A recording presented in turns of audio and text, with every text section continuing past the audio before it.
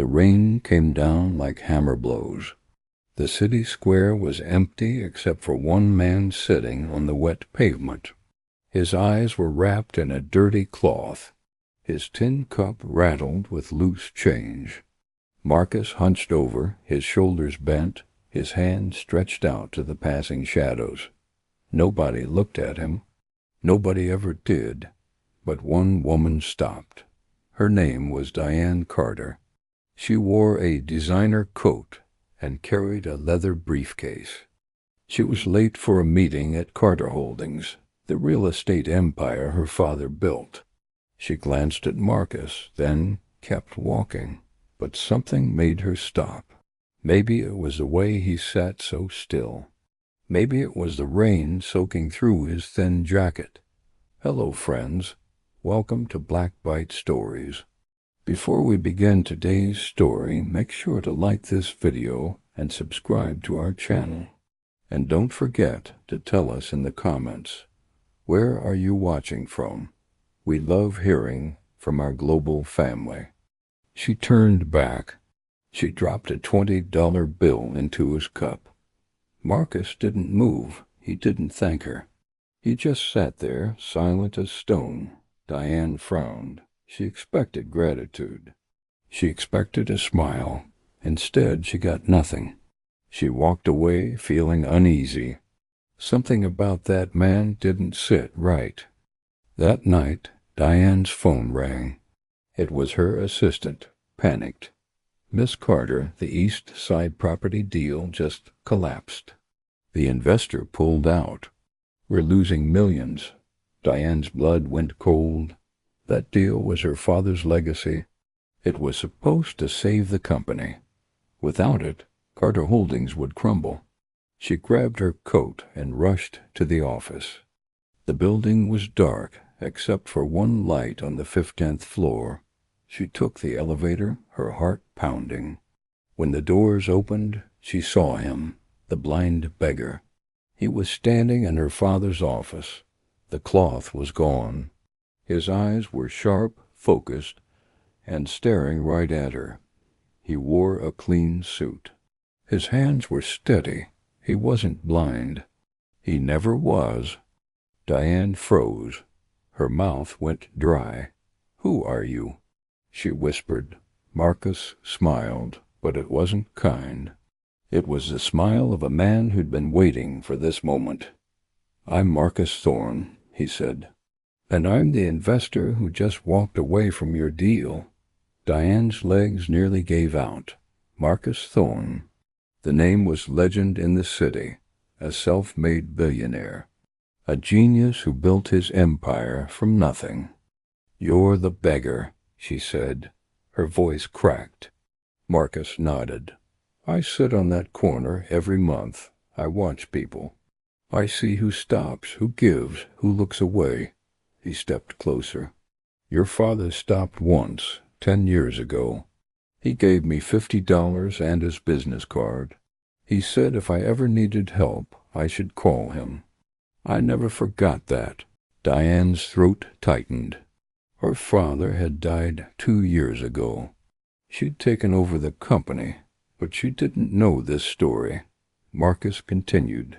"When I heard Carter Holdings was struggling, I wanted to help. I set up the deal myself, but I needed to know if his daughter had the same heart. He looked at her with those piercing eyes, so I sat on that corner, and you stopped. You gave, but you expected something in return." Diane felt the words like a slap. She had expected gratitude. She'd expected to feel good about herself. But Marcus saw through it. "You gave out of guilt, not kindness," he said. "And when I didn't thank you, you felt cheated." Diane's hands trembled. She wanted to argue. She wanted to defend herself. But she couldn't, because he was right. Marcus walked to the window. The city lights stretched out below them. "Your father didn't give to feel good. He gave because it was right. He saw me as a man, not a problem." He turned back to her. "I'm worth $3 billion, Miss Carter. I could buy your company 10 times over. But your father never asked for anything. He just helped." Diane sank into a chair. Tears burned her eyes. She thought of her father, the way he'd talk to anyone, the way he'd stop to help a stranger. She'd been so focused on saving the company, she'd forgotten what he stood for. "I'm sorry," she whispered. Marcus tilted his head. "Sorry isn't enough," he said. "But action is." He pulled out a folder and placed it on the desk. "I'm reinstating the deal. But on one condition." Diane looked up, desperate. "Anything," she said. Marcus's expression softened just a little. "You spend 1 day a month on that corner with me. You sit, you watch. You learn to see people the way your father did." Diane's breath caught. It wasn't what she expected. But she nodded. "I will," she said. "I promise." Marcus extended his hand. She shook it, and for the first time that night, she felt the weight lift. The deal was saved.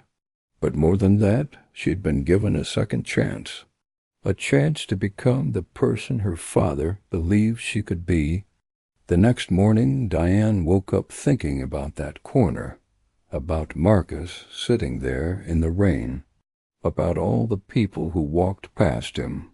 She realized she'd been one of those people her whole life, walking past, looking away, telling herself she was too busy to care. Her father had never been too busy. He'd always had time, always had compassion. She went to her father's study. It was exactly as he'd left it. Books lined the walls. His desk was covered with old photographs. She picked up one photo. It showed her father standing with a group of young black men outside a community center. They were all smiling. She'd never asked about that photo. She'd never asked about a lot of things. Diane opened his desk drawer. Inside was a worn leather journal. She'd never seen it before. She opened it carefully. The first entry was dated 15 years ago. "Met a young man today named Marcus," it read. "He was sleeping in the alley behind the office. I gave him money and my card. I don't know if he'll call, but I hope he does. There's something special in his eyes, something that refuses to quit." She flipped through more pages. Her father had written about Marcus several times. Marcus called today. He's working 2 jobs, studying at night. He wants to start a business. Another entry. Marcus's first deal closed. He paid me back the money I lent him. I told him to keep it. He refused. Said integrity matters more than comfort? Diane's vision blurred with tears. The last entry about Marcus was dated 5 years ago. "Marcus is a millionaire now. He came to thank me. I told him he did it himself, but he said I gave him something more valuable than money. I gave him dignity. He said he'll never forget that, and he'll spend his life doing the same for others." Diane closed the journal. She finally understood. Her father hadn't just helped Marcus. He'd seen him, truly seen him. 3 weeks later, Diane sat on the wet pavement of the city square. Marcus sat beside her. The rain had started again. People rushed past, umbrellas up, eyes down. A young black woman stopped. She was maybe 19, wearing a fast food uniform. She pulled out $2 and placed them in Diane's cup. "God bless you," she said softly. Diane looked up. "Thank you," she said. "What's your name?" The woman hesitated. "Kaisha," she said. "Kaisha, are you in school?" Diane asked. Kaisha nodded. "Community college. I work nights to pay for it." Diane felt something stir in her chest. "What are you studying?" Kaisha smiled. "Business management. I want to open a restaurant one day." Diane glanced at Marcus. He nodded slightly. Diane reached into her pocket and pulled out a business card. "Call this number tomorrow. We have a program that might help you." Kaisha's eyes widened. "Really?" Diane nodded. "Really?" Kaisha clutched the card like it was made of gold. "Thank you," she whispered. "Thank you so much." She walked away, looking back twice, as if afraid the moment would disappear. Marcus leaned over. "You're learning," he said. Diane smiled. "I'm trying." That night, Diane called an emergency board meeting. She stood before the executives, the same people who'd questioned every decision she made. "I'm restructuring Carter Holdings," she announced. 10% of our annual profits will fund a new initiative. We'll provide microloans, mentorship, and housing support for entrepreneurs from underserved communities. The room fell silent. One executive stood. His face was red. "Miss Carter, that's financial suicide. Our shareholders will revolt." Diane didn't flinch. "Then let them revolt." "This is what my father would have done." Another executive spoke up. "Your father built this company on smart investments, not charity." Diane's jaw tightened. "My father built this company on people. He understood that investing in humanity is the smartest investment of all." She looked around the room. "We vote now." The vote was close, but it passed. Diane walked out of that boardroom with her head high. Marcus was waiting in the hallway. "You didn't have to do that," he said. Diane smiled. "Yes, I did. You taught me something my father tried to show me. That real wealth isn't what you accumulate. It's what you give away." Marcus's face softened. For the first time, Diane saw past the billionaire. She saw the young man who'd slept in alleys. The man who'd been invisible until someone chose to see him. "Your father saved my life," Marcus said quietly. "Not with money. With respect. He treated me like I mattered when the world said I didn't." Diane's eyes filled with tears. "And you saved mine. By showing me who I was becoming. And who I needed to be." 6 months later, the Thorne Carter Initiative launched. The press conference was packed. Cameras flashed. Reporters shouted questions. But Diane only saw one person in the crowd. Kaisha, the young woman from the corner. She was sitting in the front row, wearing a business suit. Diane had personally mentored her, had helped her develop a business plan, had connected her with investors. When Diane finished her speech, she called Kaisha to the stage. "This young woman represents everything this initiative stands for," Diane said. 6 months ago, she was working minimum wage and struggling to pay for college. Today, she's the owner of Kaisha's Kitchen, a soul food restaurant that's already hired 15 people from her community. The crowd erupted in applause. Kaisha stood there, tears streaming down her face. "I was invisible," she said into the microphone. "And then someone saw me." After the event, Marcus pulled Diane aside. "Your father would be proud," he said. Diane shook her head. "I'm not doing this to make him proud. I'm doing it because it's right." Marcus smiled. "That's exactly why he'd be proud." They walked back to the corner together. It had become their ritual. Every month, without fail, they sat there. Rain or shine, they watched. They listened. They saw. A little black boy, no more than 8, stopped in front of them. He held out a handful of coins.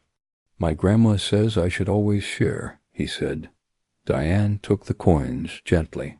"Your grandma is very wise," she said. "What's your name?" The boy grinned. "Michael," he said. "I'm going to be a doctor when I grow up." Diane's heart swelled. "I believe you will, Michael. You keep working hard, okay?" The boy nodded and ran off. Marcus watched him go. "You see that boy? That's me 30 years ago. full of dreams. No idea how to reach them. He turned to Diane. Your father gave me a bridge, and now you're building bridges for others. Diane felt the weight of those words. She thought about all the Kaishas and Michaels out there, all the people working 2 jobs, all the dreamers told they'd never make it, all the invisible souls just waiting for someone to see them. I want to do more, Diane said. I want to expand the program, open it nationwide. Marcus nodded. Then let's do it. I'll match whatever you invest. Diane's eyes widened. That's hundreds of millions of dollars. Marcus shrugged. I can't take it with me. Might as well use it to change the world. They shook hands right there on that corner. 2 people. 2 different journeys. 1 shared mission. A year later, Diane stood in her father's study again. The journal was open on his desk. She picked up a pen and began to write. Dear Dad, I finally understand what you were trying to teach me. It's not about the buildings we construct or the deals we close. It's about the lives we touch, the dignity we restore, the dreams we make possible. She paused, tears falling onto the page. Marcus came back into my life for a reason. You sent him. I'm sure of it, and I promise you I won't waste this chance. She closed the journal and walked to the window. The city stretched out before her. Millions of people. Millions of stories. She couldn't help them all, but she could help some, and those some would help others. And slowly, quietly, the world would change. 1 corner at a time. 1 act of recognition at a time. 1 moment of seeing at a time. Marcus called that night. I'm sitting on the corner, he said. You coming? Diane smiled. I'm on my way. She grabbed her coat and headed out into the rain. Because that corner wasn't just a place anymore. It was a promise, a reminder, a sacred space where the blind opened their eyes and the invisible became seen. And as long as she had breath in her body, Diane Carter would keep that promise. The promise her father made. The promise Marcus honored. The promise that every human being deserves to be recognized, valued, and loved. She arrived at the corner. Marcus was there, sitting in his usual spot. She sat down beside him. The rain fell. People passed by. Some stopped. Some didn't. But Diane didn't care about the numbers anymore. She cared about the moments, the connections, the small exchanges that changed everything. Because that's what her father understood. That's what Marcus taught her. That kindness isn't measured in grand gestures. It's measured in consistent, quiet acts of seeing, of recognizing, of honoring the divine spark in every soul. And there, on that rain-soaked corner, Diane Carter finally found what she'd been searching for her whole life. Not success, not wealth, not recognition, but purpose. The purpose of a life well lived. A life that sees, a life that gives, a life that loves without condition or expectation. And in that moment, with the rain falling and Marcus sitting beside her, Diane knew she was finally home.